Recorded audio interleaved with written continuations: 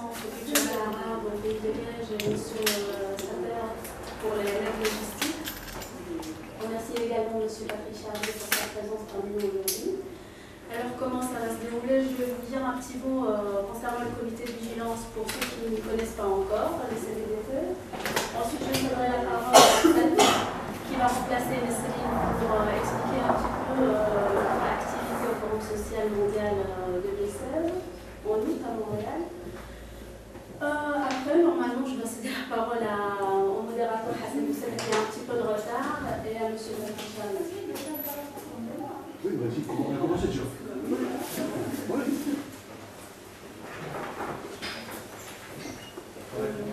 Donc, pour ceux qui ne connaissent pas le comité de vigilance, on est une ASBL qui a commencé en 2011 avec quelques personnes de Liège pour après la révolution, pour promouvoir la démocratie en Tunisie et à partir également. On œuvre un petit peu ici et aussi on a des activités à l'étranger. Parmi nos activités, on peut compter des conférences débats, des rassemblements, des communiqués de presse, des activités qu'on a fait ici et à l'étranger. Je cite brièvement, mais vous pouvez aller visiter notre site internet. Donc je cite brièvement l'avion de solidarité pour le peuple tunisien suite aux attaques terroristes au musée de Bardo et à Sousse en 2015. Nous étions présents aussi lors des décernements du prix Nobel au quartet du dialogue tunisien à Oslo. On a participé en 2013 et 2015 au Forum social international et on a organisé en 2015 deux ateliers, un concernant la justice transitionnelle et le deuxième c'était concernant la jeunesse des deux rives de la Méditerranée, proximité et échange. Et en 2016, nous avons organisé aussi un atelier à Montréal concernant la radicalisation. Et je cède la parole à Salma pour expliquer un petit peu notre activité. Bonjour à tous, donc, je me présente, je suis Mme Salma Sahadoui.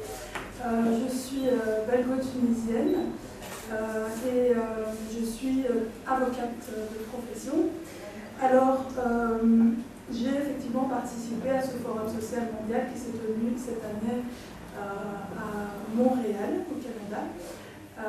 Et donc, nous étions une équipe de 8 jeunes belgo-tunisiens et autres. Donc, il y avait aussi des belgo-belges, des belgo-marocains et des belgo-turcs. Et donc, ensemble, on a discuté sur la question de la radicalisation. Il y a eu plusieurs réunions avant le forum pour se mettre d'accord sur les points qui allaient être abordés lors de l'activité qui s'est organisée sur place. Et puis, sur place, nous avons donc animé une table ronde avec l'accompagnement du CVDT.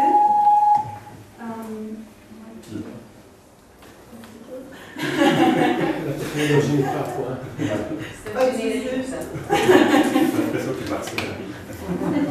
Et donc voilà, là ici, je n'ai pas du tout préparé quoi que ce soit de ce que j'allais vous dire, parce que c'était pas moi qui devais le faire à la base. Mais bon, c'est pas grave, comme j'étais également présente, voilà, je peux quand même vous en parler un petit peu. Donc voilà, on s'est posé la question en tant que jeunes belges qui venons d'horizons professionnels différents et pas du tout spécialisés dans la matière de la radicalisation, si tant est qu'il existe des personnes qui soient spécialisées dans la question, sur la question, pardon. On s'est posé la question de quel est le processus de radicalisation, comment on en arrive à se radicaliser, à avoir des idées à tel point extrêmes qu'on en arrive à poser des actes de violence pour une idéologie ou autre. Donc c'était la question qui se posait dans le cadre de cette table ronde. Nous avons essayé d'apporter des réponses multiples, diverses et variées, et sur différents points, ce qui, selon nous, était important, que ce soit des points purement idéologiques ou théologiques, mais pas seulement. Il y a aussi des aspects plus psychologiques, Il y a aussi des aspects plus sociaux, des aspects également géopolitiques. Donc voilà, on a discuté de toutes ces thématiques dans le cadre de cette table ronde. On a fait appel évidemment à la participation des personnes qui étaient dans l'Assemblée, notamment on leur a demandé pour elles qu'est-ce que la radicalisation, et finalement on s'est rendu compte qu'il y avait beaucoup d'idées qui étaient qui s'entremêlaient, et on se trouvait finalement tous en accord sur les différents aspects qui poussent une personne, une jeune ou pas jeune, à se radicaliser. Donc voilà en gros ce qui a été organisé à cet égard.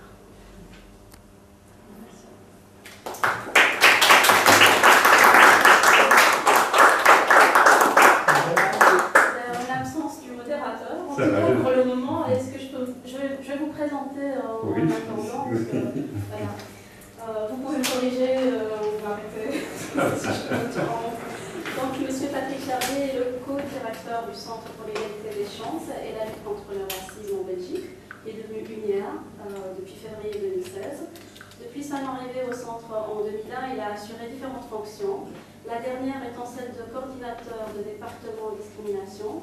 Depuis 2010, il a été désigné par les autorités belges comme le membre indépendant du conseil d'administration de l'Agence des droits fondamentaux de l'Union européenne. Il est également membre fondateur de l'Observatoire international des prisons, section belge, et membre suppléant de la Commission européenne contre le racisme et l'intolérance, ECRI, à Strasbourg. Et donc, avant de travailler au Centre interfédéral pour l'égalité des chances, M. Patrick Charlier a exercé la fonction de juriste auprès de la Ligue des droits de l'homme.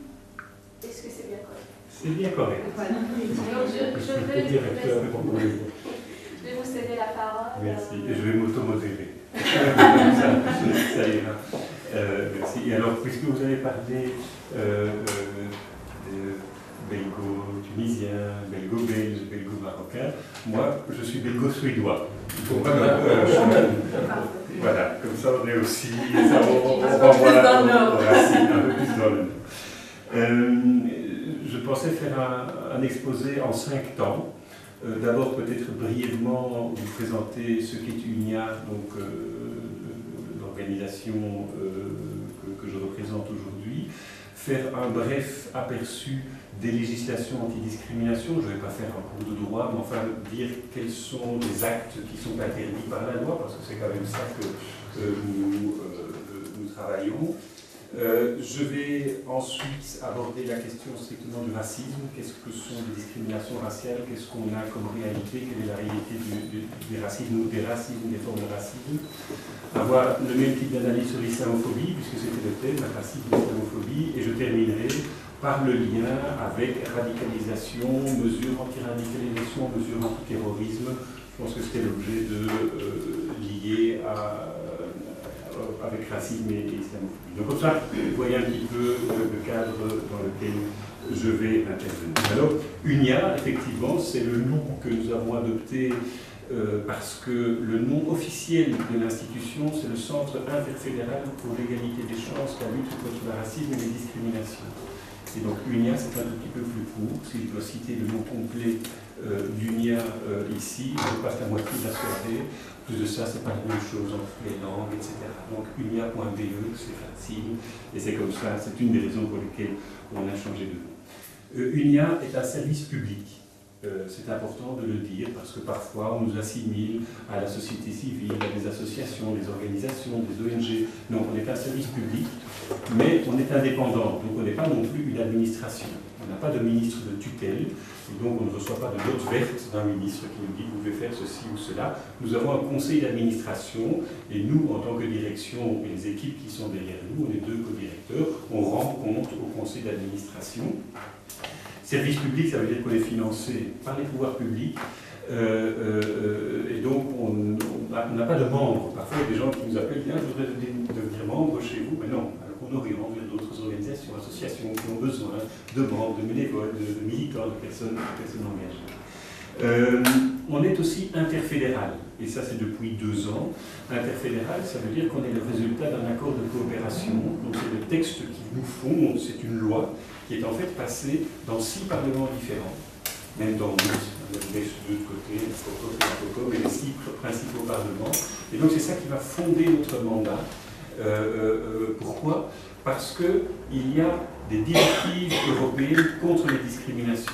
Il y a des directives qui interdisent les discriminations raciales, des directives qui prohibent les discriminations en matière d'emploi, dans toute une série pour toutes ces critères, j'y reviendrai. Et ces directives obligent chacun des États membres à avoir ce qu'on appelle un organe de promotion de l'égalité, ce que nous sommes. Et donc, les États membres sont obligés de créer cet organe public indépendant et de le financer. En France, peut-être que vous connaissez le Défenseur des droits, auparavant la HALDE, mais qui a été fusionnée avec d'autres organes. Au Royaume-Un, vous avez l'Equality Human Rights Commission.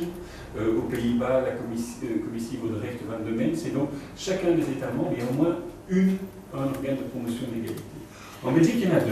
Il y a UNIA. Et puis, vous avez peut-être déjà entendu parler de l'Institut pour l'égalité entre les femmes et les hommes, qui s'occupe de tout ce qui est discrimination de genre, entre hommes, femmes, transgenres, protection de la maternité, d'identité de genre, etc. Et donc, en Belgique, il y a 2 institutions. Nous collaborons ensemble, mais on est indépendants l'un de l'autre, même si on a des échanges, on les invite à notre conseil d'administration, nous avons quelqu'un qui assiste à leur réunion du conseil d'administration. Et donc, organe de promotion de l'égalité, obligatoire au niveau des directives européennes. En Belgique, comme on est dans un État fédéral, les régions et communautés devaient également avoir leur organe. Alors on aurait pu avoir un scénario d'avoir un centre flamand, un centre wallon, un centre germanophone, un centre bruxellois. Heureusement, les gouvernements se sont mis d'accord, se sont dit non, on va transformer l'ancien centre pour l'égalité des chances dans une institution interfédérale, et c'est là où nous sommes aujourd'hui. Nous sommes donc compétents pour lutter contre les discriminations et pour promouvoir l'égalité. Ce sont 2 genres sur lesquels nous travaillons, la lutte contre les discriminations, puis des actions de prévention, de recommandation sur la promotion de l'égalité. Et nous sommes compétents pour 17 critères protégés qui sont dans les lois antidiscrimination et dans les décrets et ordonnances antidiscrimination. Donc il y en a un, on n'est pas compétent, c'est tout ce qui est genre, ça c'est l'Institut. À côté de ça, on est compétent pour les discriminations raciales. Donc raciale, c'est la couleur de la peau, c'est l'origine nationale ou ethnique, c'est l'ascendance, c'est la nationalité. Mais on est aussi compétent pour les discriminations sur base du handicap, sur base de l'orientation sexuelle, sur base de l'âge, sur base de l'état de santé, sur base des caractéristiques physiques. Et il y a comme ça dans la loi 17 critères différents, l'appartenance à un certain groupe social et des choses de ce ordre-là. Il y en a un pour lequel on n'est pas compétent et il n'y a aucune institution, c'est les discriminations sur base de la langue. Et quand on parle des discriminations sur base de la langue, c'est le conflit ou les tensions qu'il peut y avoir entre francophones et néerlandophones en Belgique. Et au moment où la loi a été adoptée en 2007, c'était quelque chose qui était tellement sensible que les parlementaires n'ont pas voulu donner cette compétence à un organe public, ce qui pose quand même problème, ce qui pose quand même question. Et donc, si, comme institution, on peut se comparer à des institutions publiques qui sont là au service du citoyen pour défendre les droits des citoyens et auxquels on peut s'adresser. Vous connaissez probablement le délégué général aux droits de l'enfant, qui est une institution publique, il a le même en Flandre. Vous connaissez probablement le collège des médiateurs fédéraux, donc les médiateurs quand vous avez des problèmes avec l'administration, la commission de protection de la vie privée. Et donc ça, ce sont toutes des organes et des instances avec qui nous travaillons régulièrement. On est dans ce statut. Alors, la législation antidiscrimination, alors il y a des décrets, des ordonnances et des lois fédérales. Heureusement, malgré la multiplication de tous ces textes, il y a plus d'une dizaine de textes en Belgique antidiscrimination, heureusement, l'ensemble des textes est relativement cohérent. Donc, la définition de la discrimination, qu'est-ce qu'une discrimination, la définition des critères, globalement, 90 ou 95% des dispositions sont identiques, heureusement. Parce que sinon, on devait chaque fois se poser la question, tiens, est-ce que c'est une compétence régionale? Je suis protégé de telle manière parce que je suis dans les transports publics et c'est les TEC, et donc c'est le décret de la région wallonne. Si c'est le fédéral, je vais prendre un exemple qu'on prend souvent en matière de handicap. Quelqu'un qui est en chaise ou qui est handicapé et qui doit prendre les transports publics, s'il prend les TEC, pour aller jusqu'à la gare de Namur, c'est la région wallonne. Il va prendre le train des problèmes d'accessibilité jusqu'à Bruxelles, c'est le fédéral, parce que la CNCB fédérale, il prend la STIB et ça c'est l'ordonnance bruxelloise. Et donc heureusement qu'on ne lui demande pas de devoir faire des études de droit constitutionnel ou de droit public pour savoir quelle est la législation applicable, elle est globale. Il y a 3 types de comportements qui sont interdits dans la législation. D'une part, il y a de la discrimination. La discrimination, c'est quoi? C'est de faire une différence de traitement, donc se comporter différemment vis-à-vis de quelqu'un en raison d'un des critères protégés. Et donc, c'est refuser d'engager quelqu'un parce qu'il est étranger. Hein, il y a un cas qui est connu, qu'on appelle le cas Ferreira, mais c'est des choses qui arrivent souvent, mais le cas Ferreira est arrivé à la Cour européenne des droits de l'homme. C'est un installateur de portes de garage en Flandre qui avait annoncé, enfin l'histoire est assez amusante comment ça s'est mis en place. Il est sur la route entre Bruxelles et Anvers, hein, du côté de Mali. Et il a en permanence un grand panneau le long de cette autoroute en disant on engage, on engage, on engage. Et puis un jour, il y a un journaliste qui va vers lui et dit comment est-ce que vous n'arrêtez pas d'engager alors qu'il y a des demandeurs d'emploi, il y a des gens qui sont au chômage. Et dans son interview, il dit oui, j'engage, mais j'engage jamais d'étrangers. Bon, ah non, des Maghrébins, je n'en veux pas, etc. Ah bon, pourquoi? Moi, je ne suis pas raciste, mais comme j'installe des portes de garage, mes clients n'en veulent pas. Parce que installer des portes de garage, ça veut dire retirer, et donc les gens ont accès à l'intérieur, et donc mes clients ont peur, et donc je n'engage pas de Maghrébins. Il annonce ça comme ça dans la presse. Donc, on est là très clairement sur la discrimination sur base de l'origine nationale. Hein, et donc, il y a eu toute une série de procédures, il a fini par être condamné pour discrimination. Donc ça c'est la discrimination, mais c'est la même chose en matière de logement. Hein, quand un propriétaire refuse quelqu'un parce qu'il est noir, quand un café refuse de servir une femme qui porte le foulard, etc. Là on est dans la discrimination, c'est différence de traitement qui n'est pas justifiée et ça vaut pour l'ensemble des critères. Le deuxième comportement qui est interdit et qui est sanctionné par la loi, c'est ce qu'on appelle les délits de haine.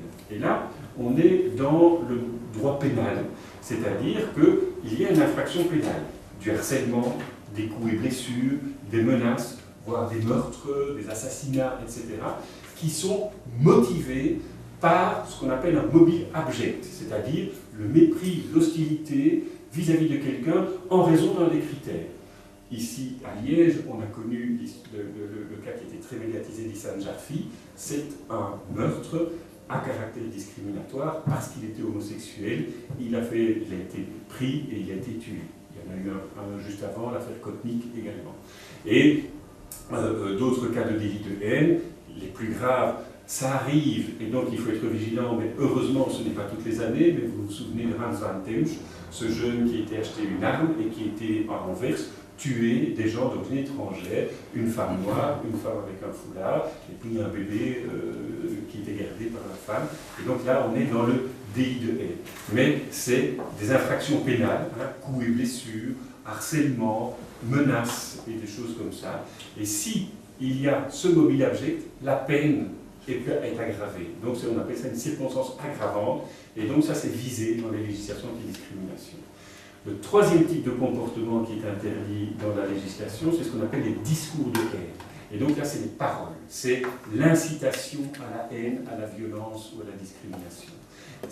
On en parle beaucoup parce qu'on en a beaucoup parlé cet été, mais c'est une réalité que l'on voit aujourd'hui avec ce qui se passe sur Internet, les forums de discussion, les réseaux sociaux, ce qu'on entend dans la presse, encore la polémique qu'il y a eu tout récemment de ce parlementaire qui s'adresse à Myriam Kittir en disant bah, si tu n'es pas content, on te retourne au Maroc. On est là dans le discours de haine. Et donc, il y a une législation que nous avons qui est assez restrictive dans le discours de haine.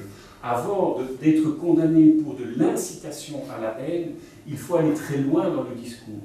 Et c'est quelque chose qui n'est pas toujours très bien compris parce qu'on a l'impression que quand on va dire des propos à caractère raciste, ou à caractère islamophobe, ou à caractère antisémite, tout de suite la loi va s'appliquer. La loi ne s'applique pas aussi rapidement que ça. L'incitation à la haine, il faut pouvoir démontrer que celui qui a tenu le discours avait une volonté de pousser un autre à commettre un acte de violence, de discrimination ou de haine. Et donc, l'incitation, c'est ce qu'on appelle en droit le dol spécial. Il faut pouvoir démontrer non seulement qu'on était conscient des propos qu'on disait, mais qu'il y avait véritablement une intention de pousser quelqu'un à commettre un acte de haine pour que la loi s'applique. Alors comment est-ce qu'on démontre cette intention particulière et spéciale? C'est notamment quand il y a une répétition de propos. Des gens qui de manière systématique et répétée sont connus pour tenir ce type de propos, on va estimer qu'il y a là une démonstration, une preuve de l'intention. Par exemple, récemment, quelqu'un comme Laurent Louis, vous connaissez cet ancien député qui avait choisi ce créneau-là et avait répété, avait eu des mises en garde en disant écoutez, attention, il avait continué, il avait persisté, et donc on a, si c'est aussi des personnalités publiques qui à un certain moment, un autre cas où la loi ne s'applique probablement pas, mais où des sanctions ont été prises, parce que c'est là aussi qu'il faut un peu envisager les choses, c'est Marc Trudemans, Luc Trudemans, ce monsieur météo de RTL qui s'est fait virer d'RTL parce qu'il avait posté sur son compte Facebook des caricatures et des dessins à caractère raciste à la suite d'un incident. Alors, il les a retirés, il s'est excusé, et donc le poursuivre en justice, il va dire oui, mais je ne l'ai pas fait exprès, je n'ai pas pensé, je n'ai pas réfléchi, ça a été trop loin, et donc une condamnation pénale était très peu probable dans son cas. Par contre, dans le discours de haine, il y a d'autres types de réactions et de sanctions qui sont possibles, et notamment le fait que, quand on est une personnalité publique, il peut y avoir une sanction morale, mais on peut aussi, lui, il a perdu son contrat avec RTL, et donc on ne doit pas toujours aller pénal. Et donc, ça, c'est les trois volets de la législation: la discrimination, les discours de haine et les délits de haine. Ce qui est important à se rendre compte, c'est que la discrimination, on ne va pas nécessairement chercher une intention. Dans le délit et le discours de haine, on est dans le pénal, et donc il faut aller chercher la volonté, est-ce qu'on avait l'intention de le faire, est-ce qu'on a commis une faute. Tandis que quand on parle de discrimination, elle peut être intentionnelle, mais elle ne l'est pas nécessairement. La discrimination, on va s'intéresser aux faits. Est-ce que ce comportement-là a un caractère discriminatoire? Je vais prendre un exemple. Il y a parfois des établissements d'ORECA qui ont dans leur règlement intérieur, etc., interdit de porter tout couvre-chef à l'intérieur. Il y a eu un cas récemment, un bowling qui disait, et eux avaient adopté ça parce qu'ils trouvaient que les jeunes, il y avait des casquettes, etc. Donc il y avait une interdiction générale de porter tout couvre-chef. Une femme est arrivée avec un foulard. Elle n'a pas pu faire le bowling. Elle avait un foulard, pas parce qu'elle était musulmane, mais parce qu'elle avait un cancer et que donc elle était en chimiothérapie, et donc elle mettait un foulard pour des raisons esthétiques. Elle n'a pas pu jouer au bowling, elle est partie, etc. Il n'y avait pas d'intention de la part de discriminer. Lui, c'était une question de bienséance, etc. Mais le fait était discriminatoire. Appliquer ce règlement de telle manière, on est dans la discrimination. Un autre exemple, c'est des lieux où on va interdire tous les animaux. Ça arrive dans les cafés, les restaurants, etc. Eh bien, quelqu'un qui est handicapé et qui a son chien d'assistance, le chien d'assistance est un... bonjour Hassan, tu peux venir, ça me place là. Le chien d'assistance est quelque chose qui est indispensable pour la personne en situation de handicap, et lui refuser ce chien d'assistance est une discrimination. Et donc, on s'attache au fait discriminatoire et pas à l'intention. Alors, il peut y avoir une intention discriminée, mais pas nécessairement et pas obligatoirement. Et c'est une grosse différence qu'il y a entre les délits, discours de haine et la discrimination. Alors, si on parle de racisme ou d'islamophobie, le racisme ou l'islamophobie, les discriminations raciales et les discriminations à l'égard des musulmans peuvent s'appliquer dans ces trois dimensions-là. Des questions de discrimination, des questions de délit de haine et des questions de discours de haine.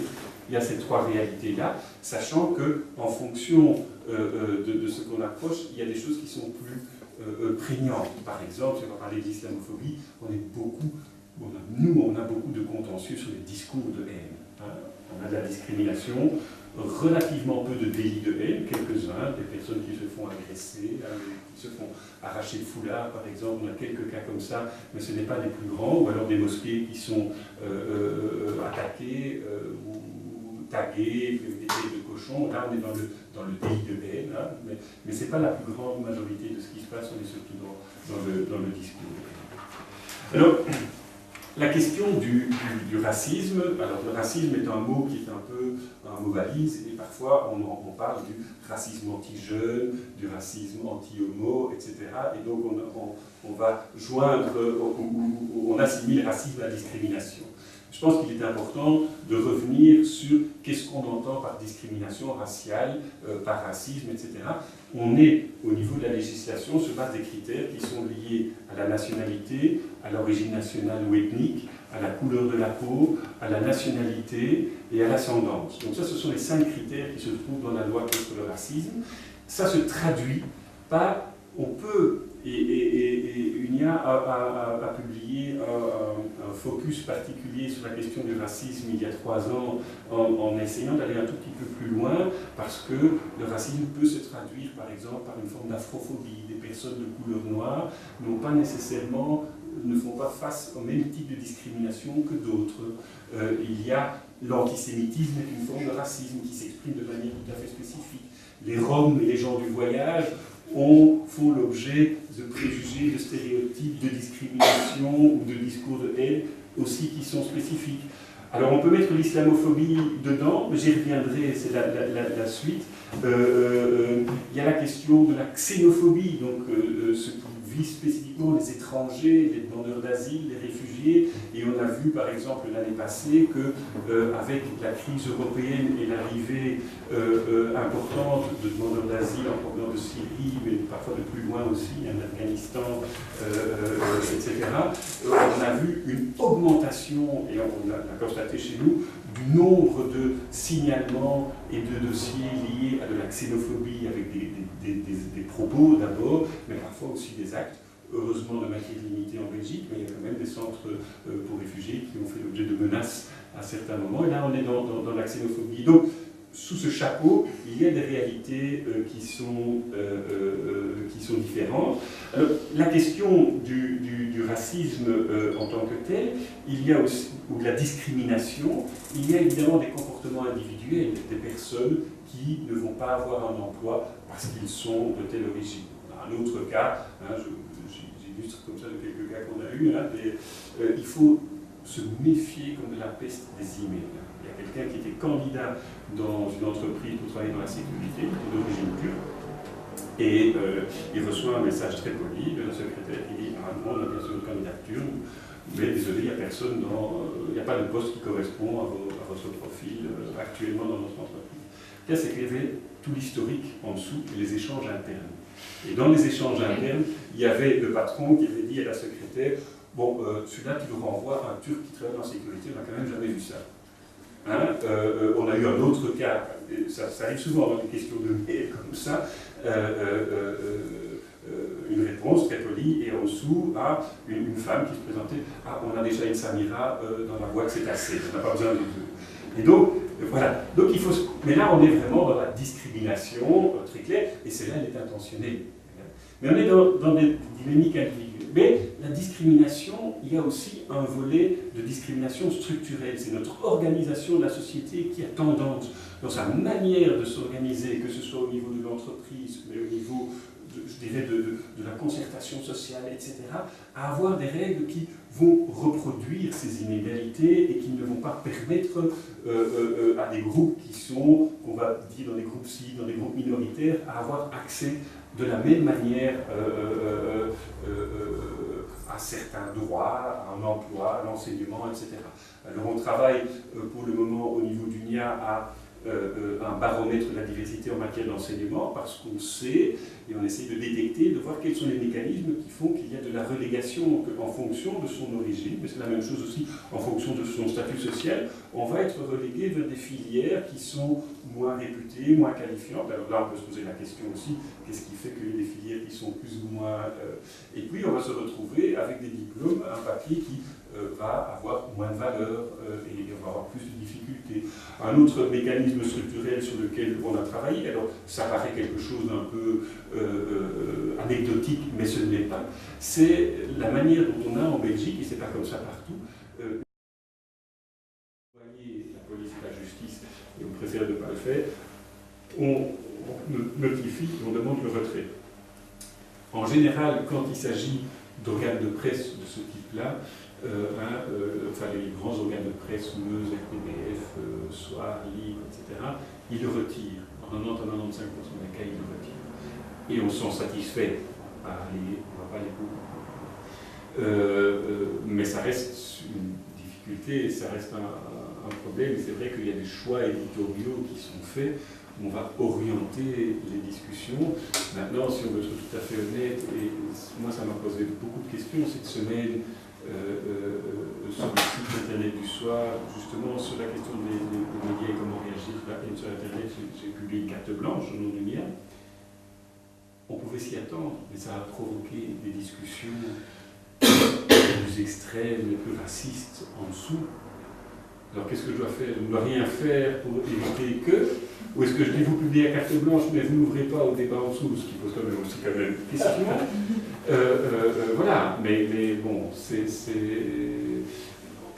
ce qu'il faut faire aussi, c'est prendre conscience de savoir qui sont ces internautes qui sont derrière. Et on sait que parfois, c'est souvent les mêmes qui tournent et il y a un effet loupe. Et que ça ne correspond pas nécessairement à la toute réalité de ce qui se passe dans la vie tous les jours. Mais bon, mais c'est une difficulté.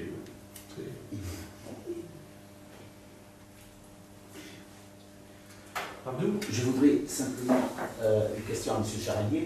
Vous ne trouvez pas ça excessif que des travailleurs exigent un lieu de prière dans les entreprises? Ils vont aller pour travailler ou pour faire la prière? Alors, je ne trouve pas ça excessif. Parce que, d'abord, le temps de la prière n'est pas un temps qui prend des heures et des heures. On n'est pas, Combien, monsieur? Normalement, c'est pas un événement qui va répondre. C'est ce qu'on dit toujours, c'est 5 minutes, mais jamais moins de 3/4 d'heure. Ça, c'est Et je veux bien chronométrer avec vous. Alors, ça, c'est autre chose. Et ça, c'est autre chose, parce que je dis, le temps de pause, il y en a qui vont fumer, il y en a qui vont prendre un café, etc. Alors là, ça c'est notre approche à nous, hein, c'est de se dire qu'à partir du moment où on organise le travail, c'est une règle qui est la même pour tout le monde. Et s'il y a un temps de pause qui est de 5 ou de 10 minutes, c'est 5 ou 10 minutes pour tout le monde. Il est hors de question de... Et si, au nom d'aller prier, il y en a qui en profitent et qui prennent 3/4 d'heure, c'est la responsabilité de l'entreprise de dire stop, vous dépassez la règle qui est là pour tout le monde et qui est la même pour tout le monde. Ce qui est vrai, et c'est ce que je disais, c'est que parfois on n'ose pas dire stop parce que sinon on va être perçu comme un méchant discriminateur. Et c'est là où il faut parfois libérer la parole et dire écoutez, ça, il y a quelque chose qu'on ne peut pas accepter parce que la première chose à faire, c'est le boulot, c'est le job. Et puis si on sait organiser les choses, alors par exemple, on a participé à un projet que le CBI, le Centre bruxellois d'action interculturelle, et il y a un petit bouquin qui s'appelle La diversité conditionnelle qui est paru, et on ne va pas nécessairement prôner un lieu de prière, on va prôner un lieu de détente, de calme qui est accessible pour tout le monde. Et ceux qui vont faire la prière, vont faire la prière, et puis ceux qui veulent faire la méditation, ils font la méditation, ceux qui veulent aller un tout petit peu se reposer, peuvent se reposer. On a toujours l'impression qu'on est un fainéant de faire une petite sieste à un certain moment. Parfois, c'est bon pour la santé, c'est quelque chose qui est parfois utile, des entreprises qui sont très ouvertes à ce genre. Et donc d'avoir un lieu qui est partagé par tout le monde dans cette espèce, et de se dire, bon ben voilà, c'est des choses qui sont... Mais effectivement, il y a des dynamiques auxquelles il faut pouvoir répondre. Et si vous dites qu'il y a quelqu'un qui exagère, eh bien il faut dire, qu'il exagère, je ne suis pas d'accord avec ça. Parce que la règle est là, permet de faire la prière, mais ne te permet pas de prendre 45 minutes. Vous avez parlé de la position du lien entre foulard pour le foulard, oui, et aussi de la hiérarchie des sources, la loi universelle des droits de l'homme, etc. Et que pensez-vous du port du niqab alors dans ce cas-là? Si on part du principe qu'il faut respecter la loi des cultes, etc. Oui.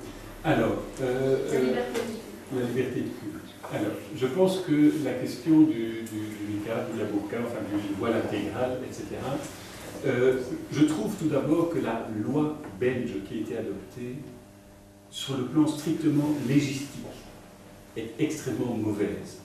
Je veux dire que la manière dont cette loi est rédigée, au niveau, indépendamment du fait qu'on interdise ou pas, mais la manière dont cette loi a été adoptée, quand on voit le travail préparatoire, quand on voit ce que ça aboutit, j'avais fait une analyse à l'époque de vraiment, simplement légistiquement, en disant c'est une mauvaise loi, c'est quelque chose qui va être difficilement applicable, est-ce que ça s'adresse uniquement au voile intégral ou pas, et quand on voit les raisons qu'il y a dans les travaux préparatoires, c'est pas interprété, ça va dans tous les sens. Et donc, ça c'est une chose.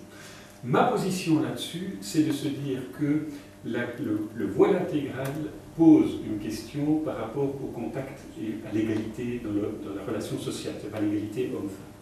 Mais c'est le fait que, alors qu'on puisse se promener dans la rue avec le voile intégral, je trouve pas ça extraordinaire, je trouve pas ça génial, etc.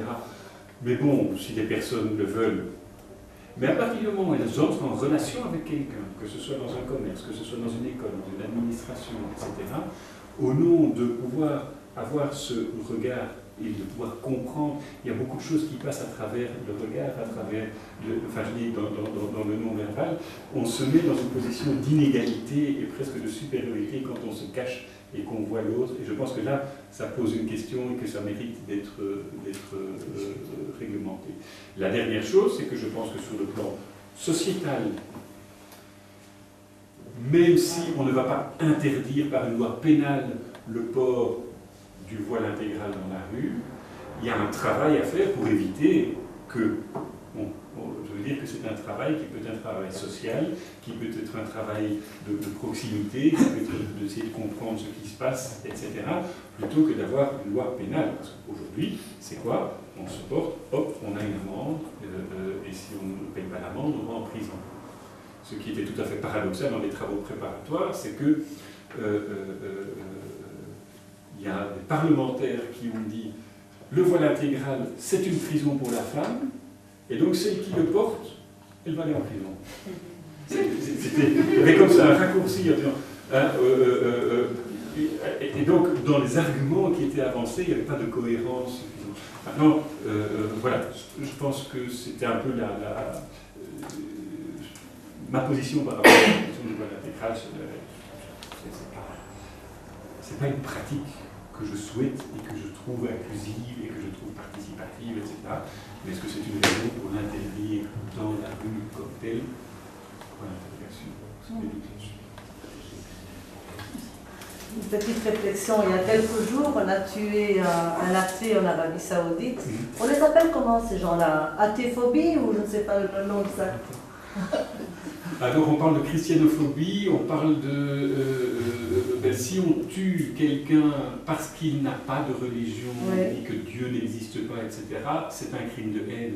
Il faut savoir, et là je reviens un tout petit peu, la législation qui décrit les critères de discrimination, les critères sont totalement neutres. Elles ne protègent pas un groupe en particulier. Fouad Belkacem, Sharia for Belgium, a été condamné. Sa première condamnation, la première condamnation, on a été contre lui. À l'époque, il était perçu comme un zozo. Hein. Il n'était pas perçu comme dangereux, il est devenu dangereux. Pourquoi? C'était de l'incitation à la haine à l'égard des non-musulmans. Hein, il avait un discours extrêmement violent et il a été condamné pour incitation à la haine à l'égard des non-musulmans. Et donc de la majorité, si on veut parler de la majorité de la population belge, est non-musulmane. Et donc, si je prends un autre exemple d'orientation sexuelle, si un hétérosexuel est refusé dans un endroit parce qu'il est hétérosexuel, c'est de la discrimination sur base d'orientation sexuelle. L'hétérosexualité est aussi une orientation sexuelle. Je prenais l'exemple du handicap. Si on réserve des places exclusivement aux personnes handicapées dans un emploi, une personne non handicapée est discriminée sur base de son non-handicap. Et donc, les critères sont neutres. Et donc, effectivement, on parle des convictions religieuses et philosophiques, Et donc l'athéisme est couvert par les convictions religieuses et philosophiques, absolument. Ce qui veut dire qu'un musulman pourrait être poursuivi pour islamophobie, d'une certaine manière. On prend le cas du factionnalisme qui peut exister. On a tout de même eu un assassinat d'un imam chiite par un musulman sunnite. Oui, absolument. On pourrait très bien considérer que... On a, dans ce dossier-là, on a porté plainte. Et puis, on s'est rendu compte qu'on s'est retiré un certain nombre. Parce que parfois, on saisit la justice, il y a une enquête qui fait, et puis à un certain moment, on se rend compte que ça n'a pas de sens que nous y soyons. Mais on a porté plainte, on a suivi ce dossier. Un autre dossier qu'on a actuellement, et je pense qu'il va aller en justice, c'est toutes les suites de la tentative du coup d'État en Turquie, où les gulenistes, ici en Belgique, font l'objet de menaces, d'agressions. Il y a des lieux qui sont dégradés, on a un gros dossier, il y a des plaintes qui ont été déposées, et donc on est là, effectivement, au sein de la communauté entre...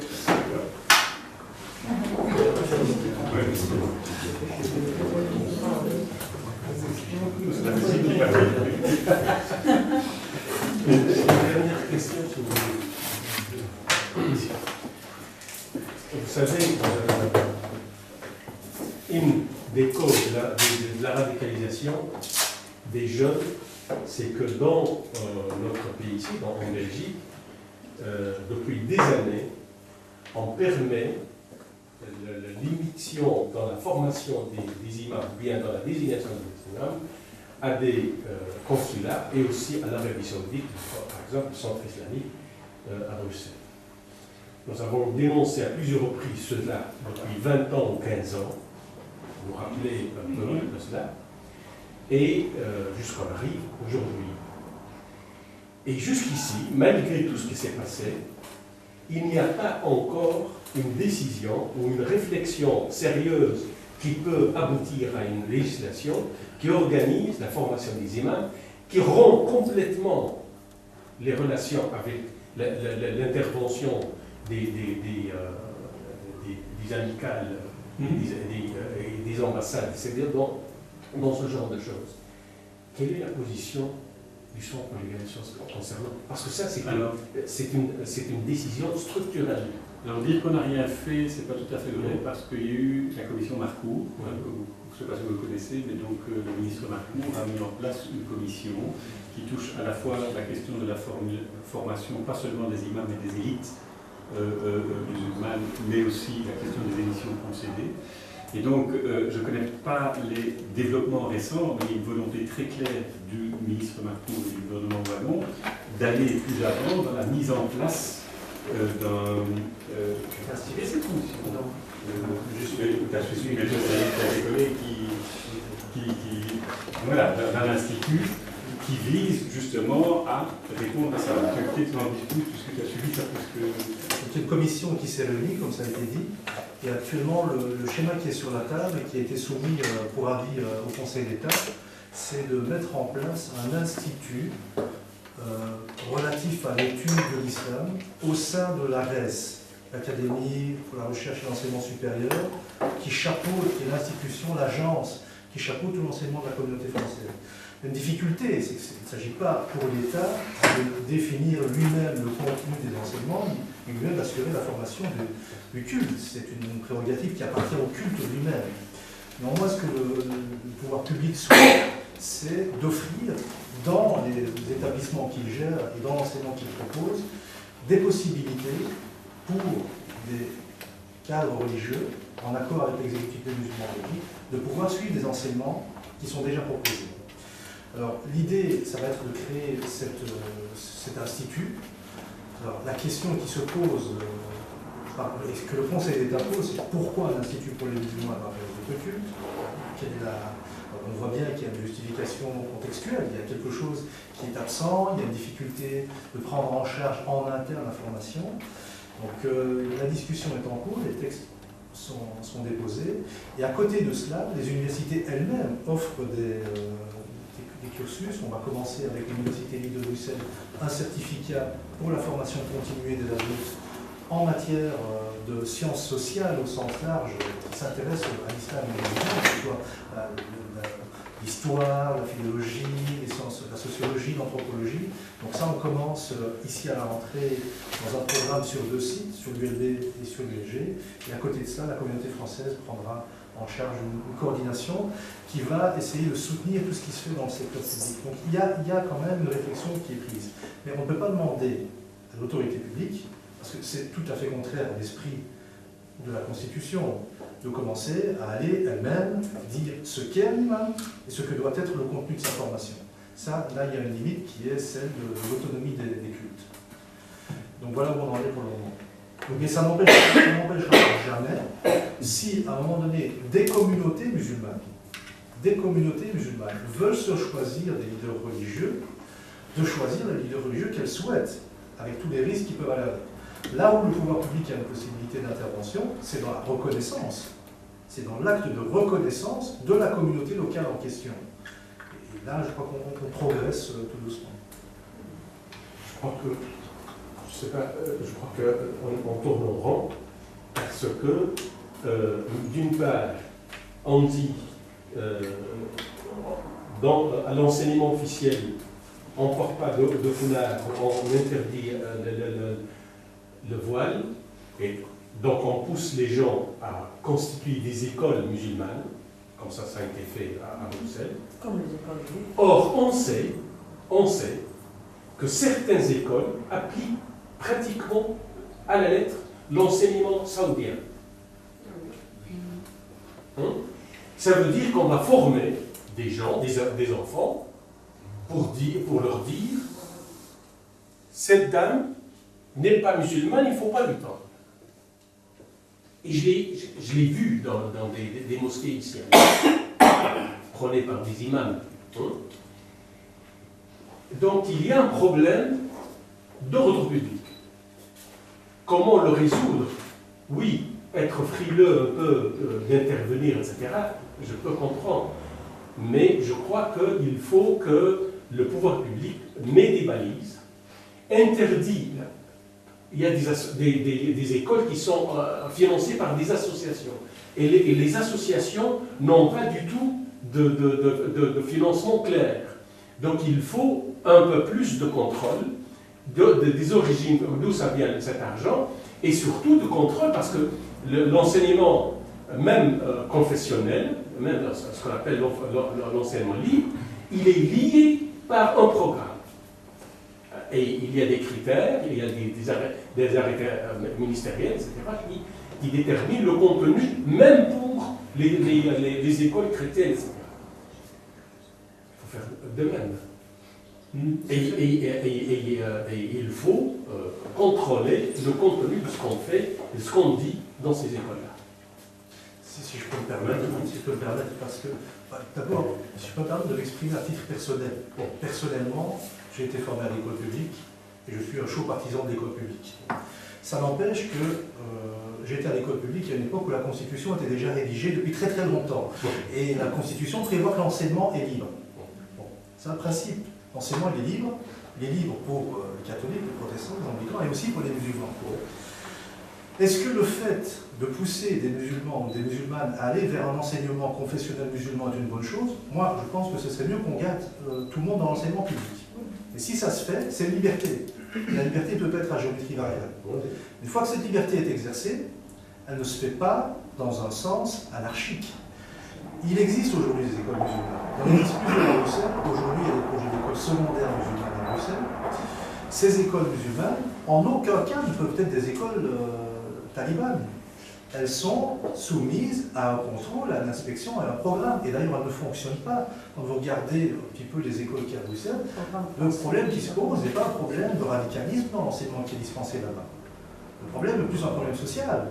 C'est de savoir comment on peut amener des enfants à avoir une conception de la société qui est un véritable reflet de ce qu'elle est, et de pouvoir coopérer au-delà des frontières de ses appartenances et de pouvoir grandir dans un équilibre. Et je crois que c'est là où le bas blesse dans cet enseignement-là pour le moment. Mais on ne peut pas dire qu'il y a du radicalisme produit dans les écoles qui sont... Parce qu'elles sont soumises à l'inspection. et qu'elles sont soumises à des critères d'agrément, des critères de subsidiation pour ceux qui ont demandé la subsidiation, etc.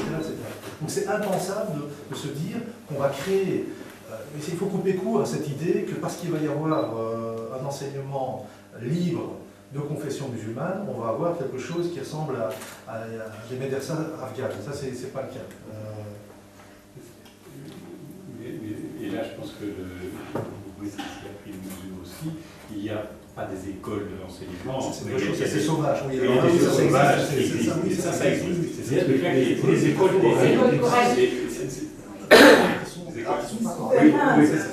mais on donne tout contact avec les c'est là où ça devient dangereux. Comme vous vous intéressez à la Tunisie, j'ai appris hier qu'il est probable qu'à la fin du mois d'octobre, le Haut Commissariat des droits de l'homme des Nations Unies organise, en collaboration avec l'Institut national des droits de l'homme du Maroc, un séminaire sous-régional, mais donc qui concernera le pays, le Maghreb, Machrek, etc. Un séminaire fin octobre sur les mécanismes de promotion, de protection et de monitoring en matière de lutte contre le racisme et les discriminations raciales. Et donc, j'ai appris ça hier, et il dit, tiens, la Tunisie, oui, la Tunisie sera invitée. Donc, si vous avez des contacts, ça sera où ça sera au Maroc, je ne sais pas où. Je ne sais pas si ce sera Rabat, Casa ou ailleurs. Et donc, si vous avez des antennes, vous pouvez les activer dans ce cadre-là. Et si j'ai des informations complémentaires, je peux vous les transmettre aussi. Merci. Encore une question, remarque, réflexion? Organisateur, un dernier mot? Qu'est-ce qui est à l'agenda? Merci. Non? L'agenda, c'est pour le 5 novembre. Le sociologue tunisien, le printemps arabe vu par le sociologue tunisien dans le cadre de collaboration entre le comité de vigilance et l'université de Liège, et surtout avec M. Mohamed Nechi, qui peut nous mettre de quelques petits mots. Voilà, donc venez tous, vous êtes bienvenus. Voilà, ça sera donc de 14h à 18h, donc place du Vaou, salle des professeurs. Donc il y aura 2 tables rondes, de 14h à 16h, une première table ronde avec 3 ou 4 de nos collègues tunisiens, et l'après-midi de 16h à 18h une autre table ronde. Et le soir, une de 19h, donc un programme assez chargé, de 19h à 21h, je crois. Donc une conférence grand public avec, c'est à confirmer, je vais pas, avec Youssef Sedir et deux autres sociologues tunisiens. Oui. Quel avenir politique, quel avenir de l'islam politique en Tunisie? Par Youssef Sedir, c'est confirmé. Voilà, je crois qu'on peut maintenant remercier chaleureusement Patrick Charvier, directeur du LIA, et le CVDT pour cette activité.